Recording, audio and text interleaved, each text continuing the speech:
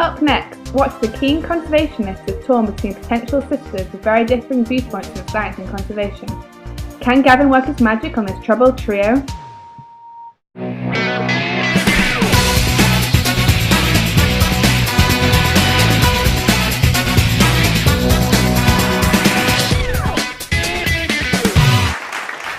Today, in the Gavin Show, we have Connie Servation. She's dedicated her life to conservation.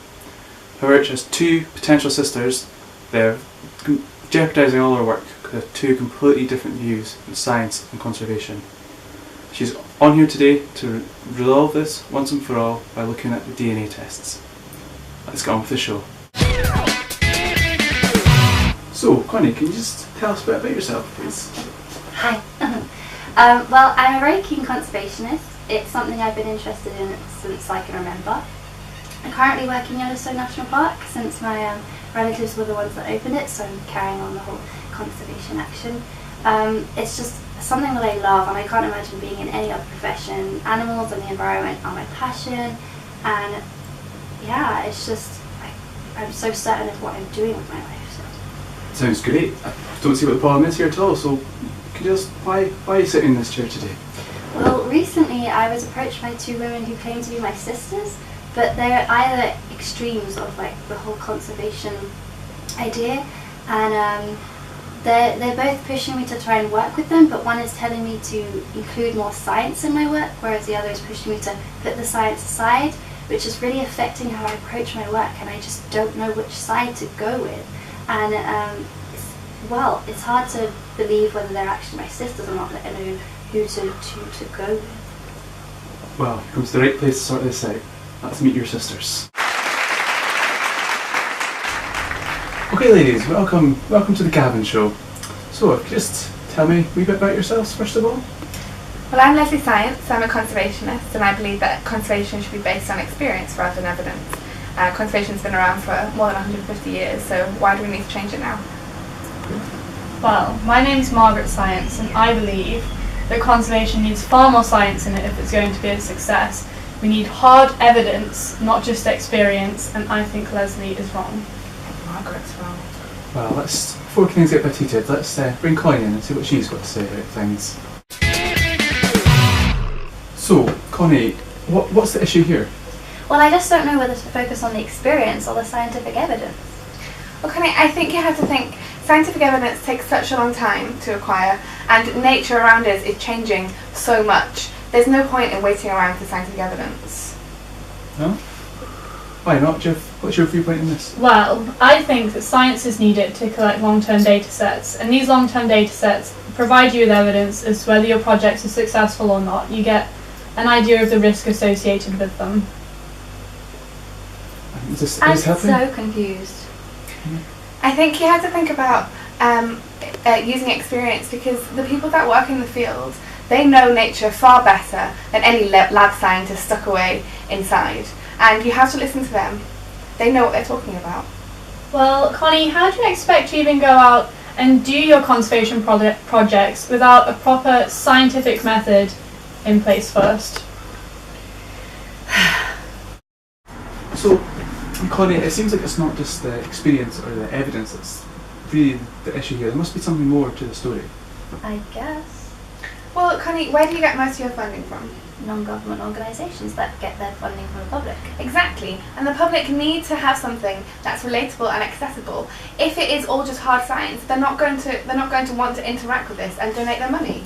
That's true, Margaret. Science can be very complex. Well, what do you think about all the science that surrounds evidence for climate change and new species and a mass extinction? That's all science. Well, Margaret, then you're just forcing the public into a state of denial, aren't you? You're just throwing science at them they don't understand. Oh my god, Leslie, you're bullying me. I can't cope with this. You do this all the time. Right, let's just move on to the next issue here. So, you get more into the story here. It's really interesting. So, is there any more further issues? Yes, well, I'd really like to get more kids involved in conservation, but with these two arguing, I just don't know what approach to take. Well, Connie, if you want to introduce conservation to children, the best way to do it is through schools, and conservation is going to need to fit into a core curriculum subject, and the best one it fits into is science, and for it to be accepted, you need scientific themes running through it. Margaret, do you really think 5-year-olds understand Minitab? I don't even understand Minitab. I don't understand Minitab. Leslie, who on this planet understands Minitab? What's Minitab? Personally, I use R. Well, people like David Attenborough use basic science to get across messages to the public, and they engage really well with him. It's the reason I study conservation. You're just not understanding me. It's at a level of science that is accessible to the public. You don't understand me at all. But if I don't understand you, how is anyone supposed to be educated by this? Watch yourself, Leslie. Watch yourself.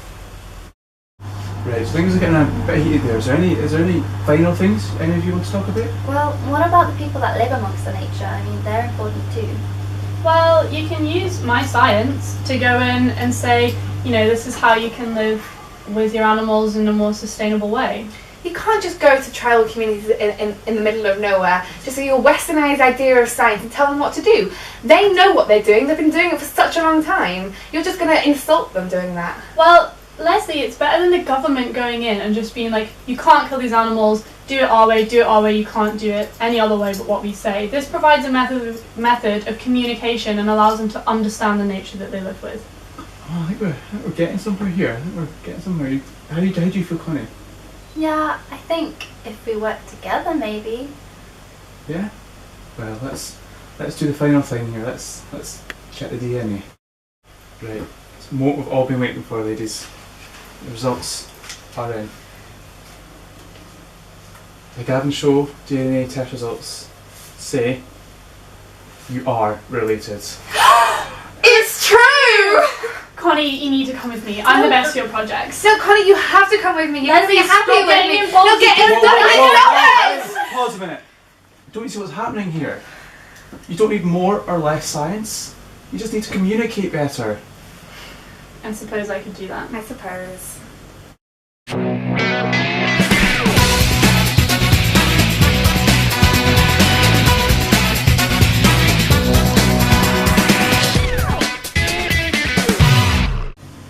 So, how have things been since you're on the show, sisters? We're just so much happier and more united together, aren't we? Yeah, since we found out that Connie didn't need more or less science, she just needed us to communicate better, her projects have been so much more successful. Yeah, my work with the children and the local communities is going great, and we've got a great balance between the science and the conservation. That's great. I'm so happy to hear that, ladies. Another success from the Gavin Show.